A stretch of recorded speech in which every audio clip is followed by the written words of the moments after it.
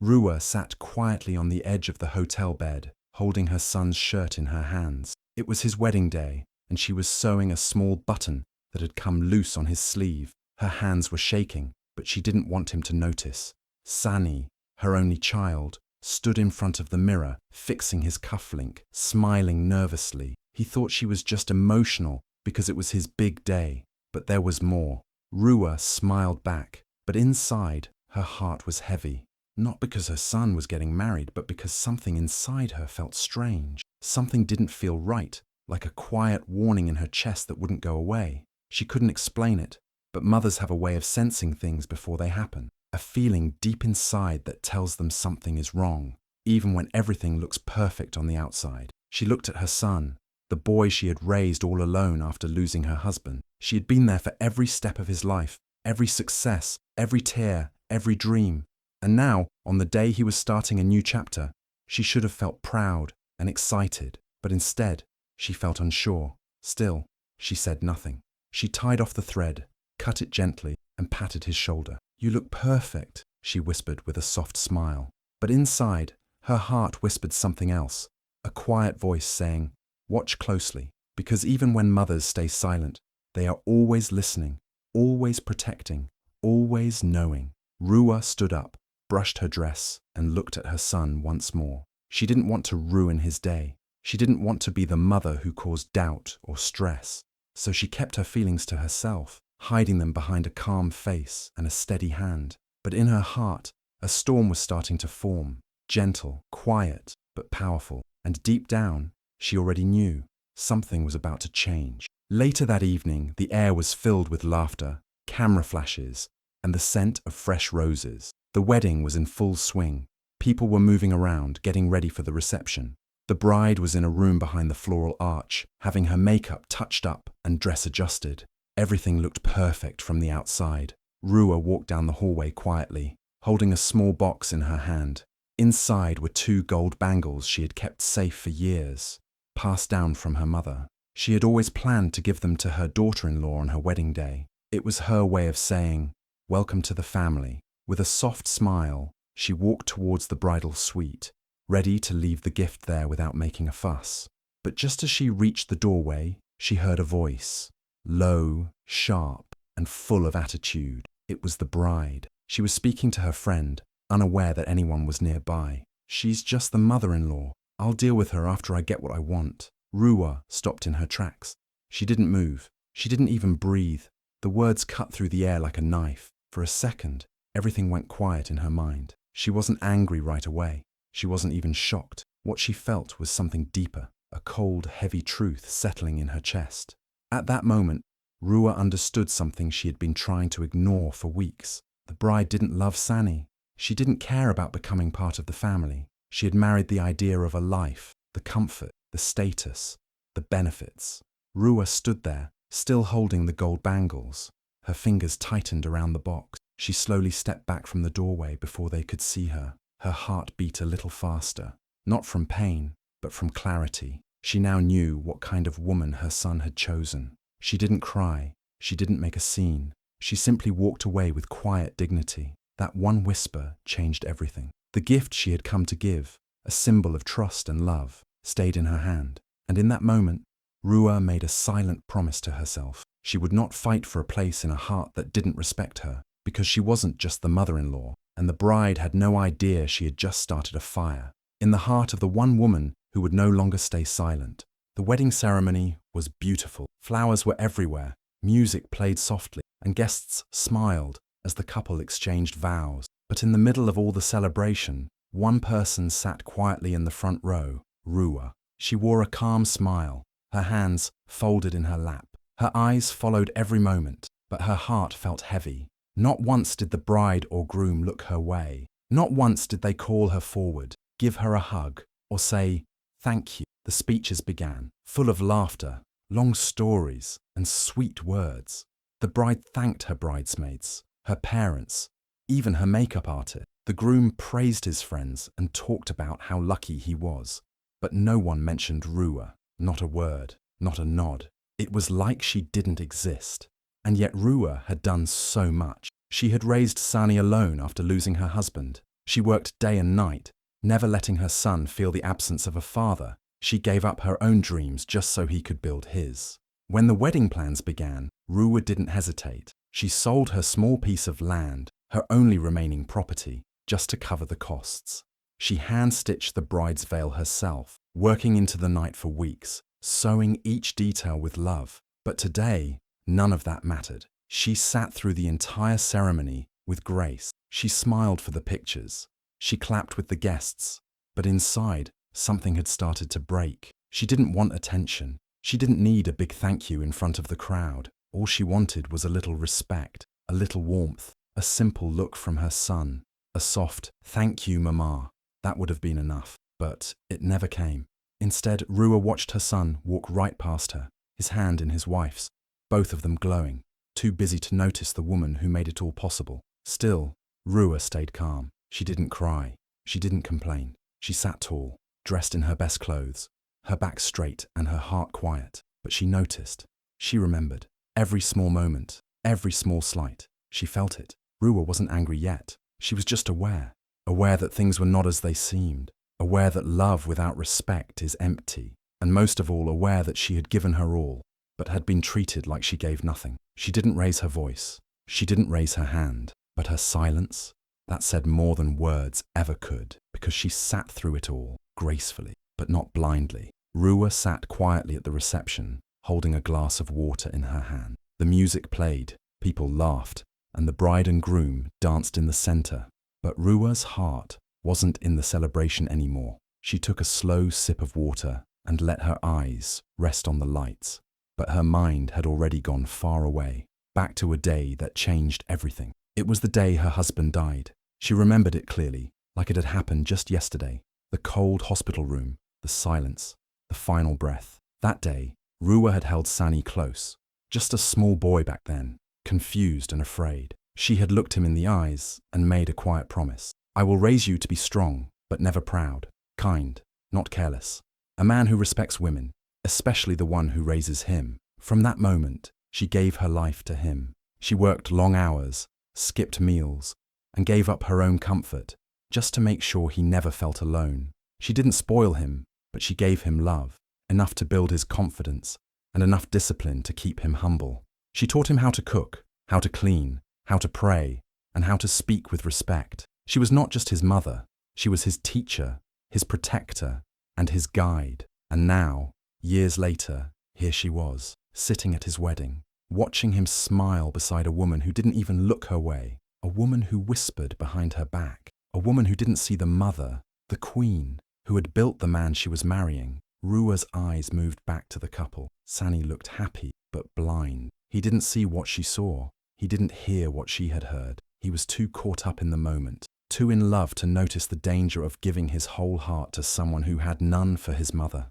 And that, more than anything, broke Ruwa inside. She had swallowed every small insult, every missed thank you, every time she was pushed aside during the wedding. But this thought, this realization, was too much. She hadn't just raised a son, she had built a king, and now he was handing his crown to someone who wanted power, not partnership. Someone who wanted the throne, but didn't honor the woman who carved it from nothing. That was the final straw, the last tear her pride would ever allow to fall. Something shifted inside Ruwa in that moment, not in anger, but in clarity. The kind of clarity that only comes when your heart finally accepts the truth. She placed her glass down slowly, her eyes calm now. The queen was done waiting to be seen. The music was playing loudly, guests were dancing, and laughter filled the air. Everyone was enjoying the reception like it was the happiest night of the year. The bride twirled in her white dress. The groom clapped and smiled, and people raised their glasses to celebrate love. But Ruwa, she sat silently at her table, her face calm, but her heart filled with quiet pain. She had seen and heard enough. So while everyone was lost in the joy of the evening, Ruwa stood up without a word. She didn't make a scene. She didn't rush. She just stepped outside the hall, away from the noise, into the cool night air. Her heels made a soft sound on the pavement, her dress flowing behind her like a soft breeze. She reached into her bag and pulled out her phone. Her fingers didn't shake. Her breath was steady. She scrolled to a name and pressed call. The phone rang just once before someone answered. Ruwa didn't shout. She didn't explain herself. Her voice was calm, polite, but firm. "Don't deliver the cake, and cancel the catering for dinner. Yes, all of it." There was a pause on the other end. A soft, "Are you sure?" came from the voice on the phone. Rua replied, "I'm very sure. Thank you." And that was it. She hung up, put her phone back in her purse, and walked back into the hall as if nothing had happened. Her face carried the same gentle smile. No one noticed anything strange. She stopped at her seat, adjusted her shawl, and sat down again. No drama, no attention, no clue to anyone that something big had just shifted. Because some storms don't come with thunder or lightning. Some arrive quietly, wrapped in silk, carried by a woman who has finally decided she has had enough. Rua didn't need to fight or argue. She didn't want to embarrass her son, but she also couldn't allow herself to be disrespected any longer. Not by the bride, not by the silence of the one she raised, and not by a family that forgot who stood behind all their joy. She didn't want revenge. She wanted a reminder that the mother who gives everything can also take her power back. As the guests continued dancing and waiting for the dinner bell, Rua watched. She sipped her water. She smiled kindly at those who passed. And inside, she waited for the moment the room would shift, for the questions to start, for the looks of confusion to spread. But for now, she remained still, because the most powerful moves are often the quietest ones, and Rua had just made one. People were starting to look around. Plates were empty. Glasses were half full. Guests had been waiting patiently, expecting dinner to be served soon, but nothing was coming.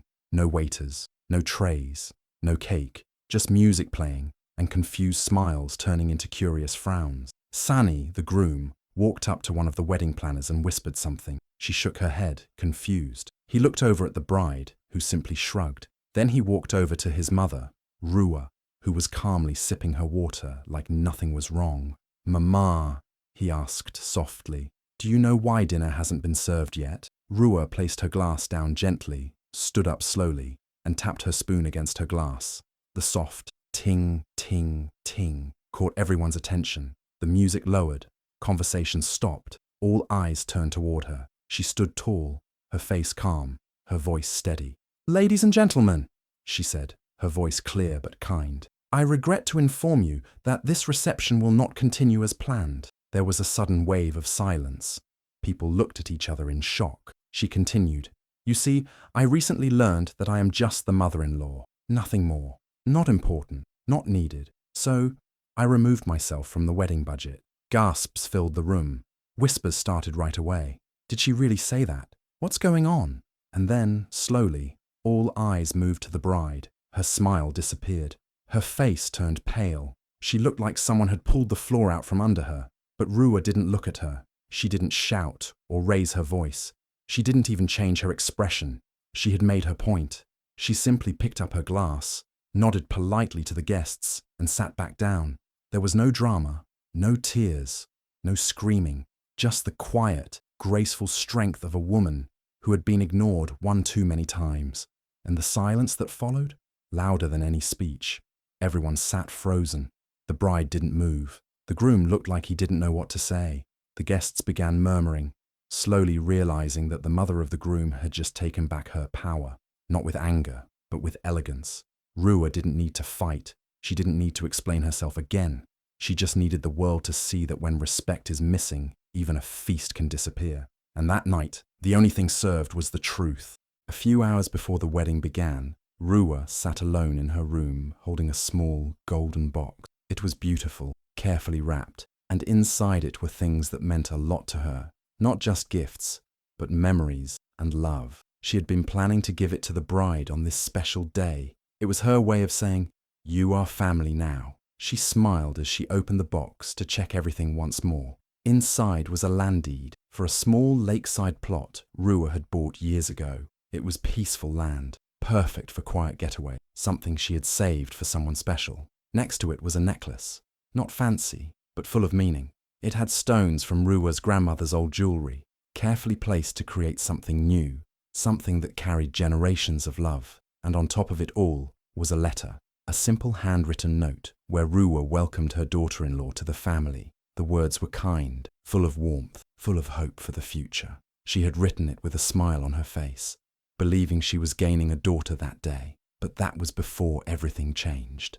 That was before Rua walked past the bridal room and heard the whisper, the cruel words from the bride saying, "She's just the mother-in-law. I'll deal with her after I get what I want." After hearing that, something broke inside Rua. Her hands, which once held that golden box with so much care, now felt heavy. She didn't cry. She didn't scream. She just sat in silence, staring at the box that was supposed to carry love. Suddenly, those gifts didn't feel right anymore. They didn't feel deserved. The box, once a symbol of family and connection, now felt like a mistake. So, she closed it, carefully, but firmly. She placed it back in her bag, not because she changed her mind out of anger, but because her heart knew not every gift is meant for every hand, and some treasures should never be given to someone who doesn't value the heart behind them.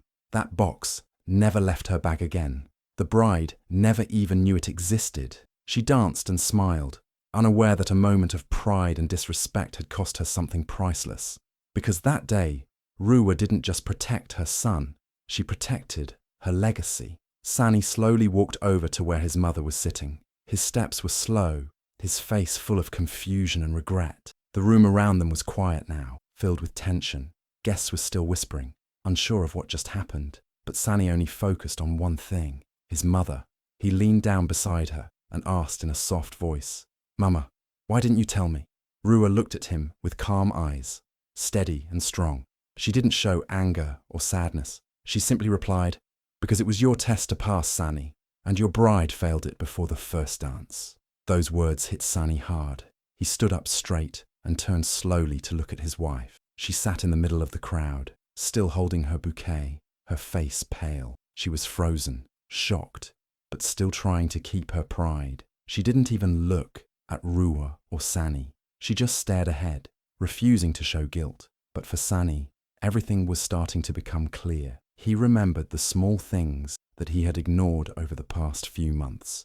The way his bride would roll her eyes whenever Rua gave advice.